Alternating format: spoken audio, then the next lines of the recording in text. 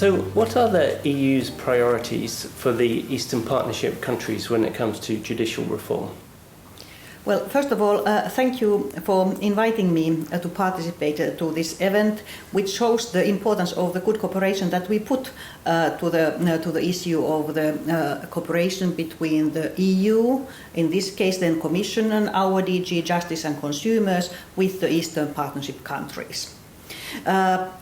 Our priorities are very result-oriented. They focus on improving the lives of the citizens living in the Eastern Partnership countries. In order to reach this goal, the EU promotes a very holistic view on justice reforms. It does not only focus on one element, but actually three elements: to improve the efficiency, the quality, and the independence are the main parameters for us as regards to justice reforms. These all three elements are equally important. An efficient justice system ensures that among the citizens they receive their judgments in a reasonable time. Quality means that they receive such judgments that they understand the decisions that are well reasoned. And finally, the judicial independence and accountability ensure that the decisions are objective, they are based on law, and they are free from any external interference. So finally, I would underline that we need this system and the reform system, but what is also very important that we have the members of the judiciary and of including prosecution who are have a high integrity and who are highly skilled. Because only with this kind of independent, highly skilled persons we are able to ensure trust then to this justice system. And how does cooperation between the Council of Europe and the European Union as part of the Partnership for Good Governance, how does it help to achieve those aims? There are many elements indeed where we are trust on the expertise and systems of the Council of Europe from our side, from the Union, to reach the earlier elements that I mentioned. The good side is that this is very comprehensive cooperation. It's tailor-made to support specifically the situation in the Eastern Partnership countries. For example, I mentioned efficiency earlier. In this event, it will there were many CEPES project on efficiency, and it will be the president or the chairman of the CEPES, Mr. Gurbanov, who will speak about that. So that way we are very complementary. Second, there are European standards. The Eastern Partnership countries should use the European standards. They are so-called quick response mechanism in which they can cooperate with Venice Commission. But they have to ask it, and that's what the EU is then doing. We are encouraging them to ask support and then to respect the advice. So that way we are also using the Council of Europe systems. I have underlined this importance of the integrity and the public trust of the judicial systems. I'm happy to also give an example of the good practice or the best practice.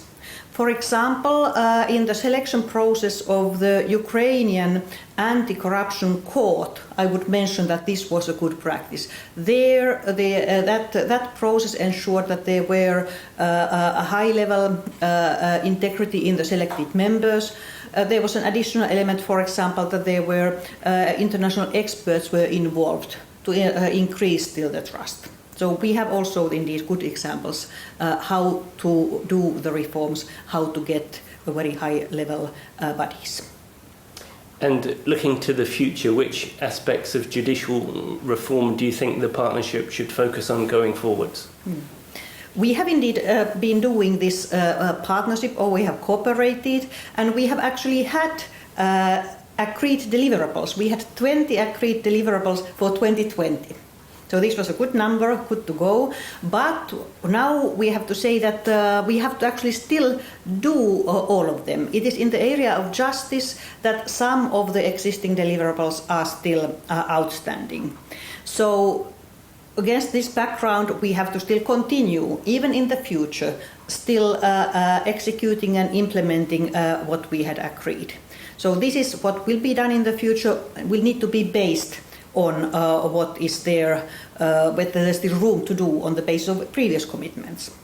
But we had in March this year, we adopted a joint communication on the. We'll try. That is also clear on the future priorities, reforms, and saying that the reforms must be aligned with the European standards that I mentioned.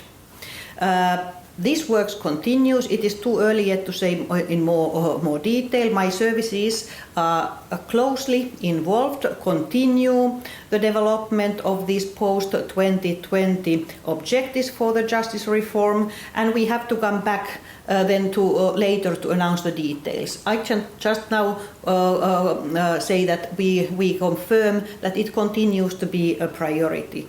And that way I'm very pleased to underline that the Commission will soon then put in motion a regional measurement project for the Eastern Partnerships countries based on the CEPES methodology. So again, one example of the good cooperation and complementarity between the European Union and Council of Europe. So overall, I'm very pleased that there's so much interest on the topic of the justice reforms, and I'm optimistic that there will be also the political will in all the sides, EU and Eastern partners, to bring these reforms in a success story.